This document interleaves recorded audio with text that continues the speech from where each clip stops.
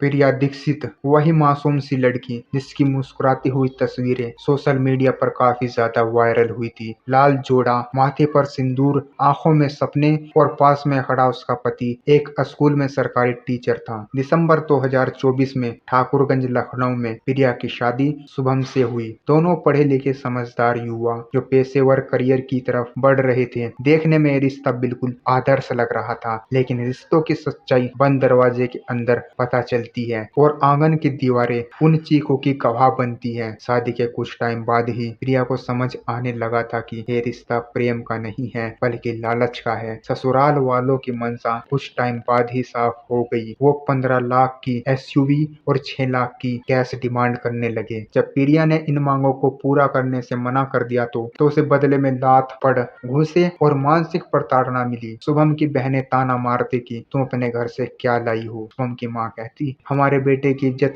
Cab में बैठने से नहीं बनती। शुभम जो पढ़ा लिखा सरकारी टीचर था, उसे ये लगता था कि अगर उसे गाड़ी नहीं मिली है तो कोई उसकी इज्जत नहीं करेगा। उसका मन था कि वो दहेज की गाड़ी में बैठकर अपने दोस्तों के पास जाए। जब प्रिया ने यह बात अपने माता पिता को बताई तो उसके माँ बाप उसे लेने आ गए और उसको वापस घर लेकर चले गए। उन्होंने सोचा कि शायद कुछ दिन बाद चीजें ठीक हो जाएगी, लेकिन 3 फरवरी को प्रिया अपनी माँ के साथ वापस ससुराल पहुंचती है तो उन्हें दरवाजे के बाहर ही रोक दिया गया। वीडियो रिकॉर्ड हुआ जिसमें माँ गिड़गिड़ा रही थी और बेटी पापा पापा करके चिल्ला रही थी कि मुझे घर में आने दो। जवाब में ससुर की आवाज आई, तू इस घर की बहू नहीं है। पुलिस आती है और दरवाजा खुलवाया जाता है, लेकिन पुलिस के जाने के बाद वही सेम सीन स्टार्ट हो गया। प्रिया को बार बार घर से धक्के मारकर निकाल दिया जाता, ताने मारे जाते, पीटा जाता। कुछ समय बाद प्रिया को सरकारी नौकरी मिल गई, बाल विकास और पुष्टा विभाग में। लेकिन इस चीज से उनके ऊपर कोई भी फर्क नहीं पड़ा,